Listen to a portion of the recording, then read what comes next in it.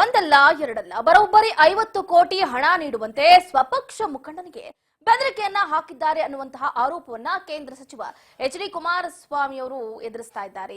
ಕೇಂದ್ರ ಸಚಿವ H D Kumaraswamy ಅವರ ವಿರುದ್ಧ ಉದ್ಯಮಿಯೊಬ್ಬರು ದೂರನ್ನ ಕೊಟ್ಟಿದ್ದಾರೆ. ಒಂದಲ್ಲ ಎರಡಲ್ಲ 50 ಕೋಟಿ ಹಣ ನೀಡುವಂತೆ ಸ್ವಪಕ್ಷ ಮುಖಂಡನಿಗೆ ಬೆದರಿಕೆಯನ್ನ ಹಾಕಿದ್ರಂತೆ ಎಚ್ ಡಿ ಕುಮಾರಸ್ವಾಮಿ.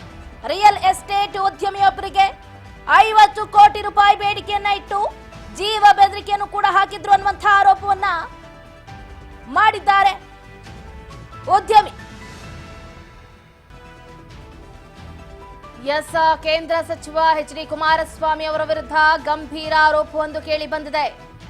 ವಿಜಯ್ ಟಾಟಾ ಆರೋಪ ಮಾಡಿರುವಂತದ್ದು ಎಚ್ ಡಿ ಕುಮಾರಸ್ವಾಮಿ ಅವರ ವಿರುದ್ಧ ವಾಗ್ದಾಳಿಯನ್ನ ನಡೆಸುವುದಲ್ಲದೆ ಎಫ್ಐಆರ್ ಕೂಡ ದಾಖಲು ಮಾಡಿದ್ದಾರೆ. 50 ಕೋಟಿ ಹಣಕ್ಕೆ ಬೇಡಿಕೆಯನ್ನ ಇಟ್ಟು ಬೆದರಿಕೆ ಕೂಡ ಹಾಕಿದ್ರು ಅಂತ ಆರೋಪವನ್ನ ಮಾಡಿದ್ದಾರೆ ಉದ್ಯಮಿ ವಿಜಯ್ ಟಾಟಾ. ಡಿನೋಟಿಫಿಕೇಶನ್ ಗಣಿಗಾರಿಕೆ ಅನುಮತಿ ಪ್ರಕರಣಗಳಲ್ಲಿ ಕಾನೂನು ಸಮರವನ್ನ ನಡೆಸ್ತಾ ಇರುವಂತಹ ಕೇಂದ್ರ ಸಚಿವ ಎಚ್ ಡಿ ಕುಮಾರಸ್ವಾಮಿಗೆ ಇದೀಗ ಮತ್ತೊಂದು ಸಂಕಷ್ಟ ಎದುರಾಗಿದೆ. ಕುಮಾರಸ್ವಾಮಿ 50 ಕೋಟಿ ರೂಪಾಯಿಗೆ ಬೇಡಿಕೆ ಇಟ್ಟಿದ್ದಲ್ಲದೆ ಬೆದರಿಕೆ ಹಾಕಿದ್ದಾರೆ ಅಂತ ರಿಯಲ್ ಎಸ್ಟೇಟ್ ಉದ್ಯಮಿಯೊಬ್ಬರು ಬೆಂಗಳೂರಿನಲ್ಲಿ ಪೊಲೀಸರಿಗೆ ದೂರು ಕೊಟ್ಟಿದ್ದಾರೆ. ಹಾಗಾದ್ರೆ ಎಚ್ ಡಿ ಕುಮಾರಸ್ವಾಮಿ ಅವರು ಈ ವಿಷಯಕ್ಕೆ ಸಂಬಂಧಪಟ್ಟಂತೆ ಏನ್ ರಿಯಾಕ್ಟ್ ಮಾಡಿದ್ರು ಕೇಳ್ತಾ ಹೋಗೋಣ.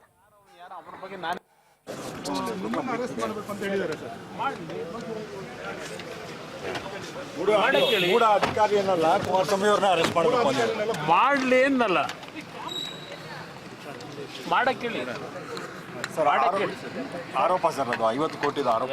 ಅದಕ್ಕೆಲ್ಲ ಉತ್ತರ ಅವೆಲ್ಲ ಬೇಡ ಸರ್. ಕಂಪ್ಲೇಂಟ್ ಆಗಿದೆ ಕೋರ್ಟ್ಗಳಲ್ಲಿ ನನಗೇನು ಸಂಬಂಧ? ಯಾರು ಅವನ ಬಗ್ಗೆ ನಾನೇ ಚರ್ಚೆ ಮಾಡಲಿ.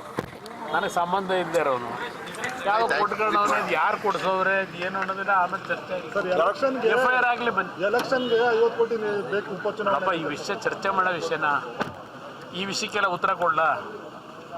ಯಾವ ಬೀದಿ ಲೋಕ ನಾಯಿ ನೆರೆಗಳಿಗೆಲ್ಲ ಉತ್ತರ ಕೊಡೋಕ್ಕಾಗತ್ತೆ ನಾನು? ಬನ್ನಿ. ಯಾವ ಬೀದಿ ಲೋಕ ನಾಯಿ ನೆರೆಗಳಿಗೆಲ್ಲ ಉತ್ತರ ಕೊಡೋಕ್ಕಾಗತ್ತೆ ನಾನು? ಬನ್ನಿ.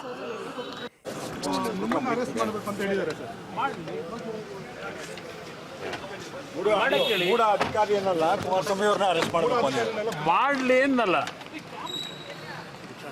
ಮಾಡಕ್ಕೇಳಿ ಸರ್.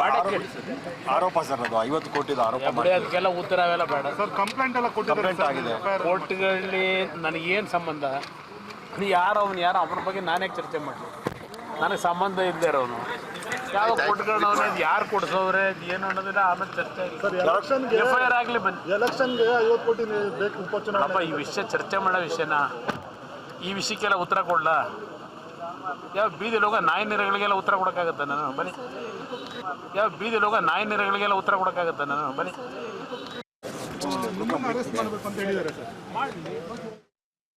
ಹೇಳಿಕೆಯನ್ನ ಬೀದಿ ಲೋಗೋ ನಾಯಿ ನರಿಗಳಿಗೆಲ್ಲ ಹೇಳಿಕೆ ಕೊಡೋದಕ್ಕೆ ಆಗೋದಿಲ್ಲ.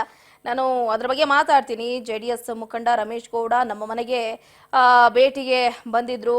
ಇದು ಏನು ವಿಜಯ್ ಟಾಟಾ ಅವರು ಆರೋಪಿಸಿರುವಂತಹ ಮಾತುಗಳು. ನಿಖಿಲ್ ಚನ್ನಪಟ್ಟಣ ಉಪಚುನಾವಣೆ ನಿಲ್ತಾ ಇದ್ರು. ಅದೇ ವೇಳೆ ಎಚ್ ಡಿ ಕುಮಾರಸ್ವಾಮಿ ಕೂಡ ದೂರವಾಣಿ ಕರೆ ಮಾಡಿದ್ರು. ಚುನಾವಣೆಗಾಗಿ 50 ಕೋಟಿ ರೂಪಾಯಿ ಹಣ ನೀಡುವಂತೆ ನನ್ನ ಕೇಳಿದ್ರು. ನಾನು ಹಣ ಕೊಡೋದಕ್ಕೆ ಹೋಗ್ಲಿಲ್ಲ. ಆವಾಗ ನನಗೆ ಜೀವ ಬೆದರಿಕೆಯನ್ನ ಹಾಕಿದ್ರು ಅಂತ ಇತ್ತ ವಿಜಯ್ ಟಾಟಾ ಅವರು ಕೂಡ ಆರೋಪವನ್ನ ಮಾಡಿದ್ರು. ಇದಕ್ಕಾಗಲೇ ಎಚ್ ಡಿ ಕುಮಾರಸ್ವಾಮಿ ಅವರು ಕೂಡ ರಿಯಾಕ್ಟ್ ನ ಮಾಡಿದ್ದಾರೆ. ಬೀದಿಲಿ ಹೋಗುವಂತಹ ನಾಯಿ ನರಿಗಳಿಗೆ ನಾನು ಉತ್ತರಿಸಬೇಕಾಗಿರುವಂತಹ ಅವಶ್ಯಕತೆ ಇಲ್ಲ ಅಂತ ಎಚ್ ಡಿಗೆ ಹೇಳಿಕೆಯನ್ನ ಕೊಟ್ಟಿರುವಂತದ್ದು.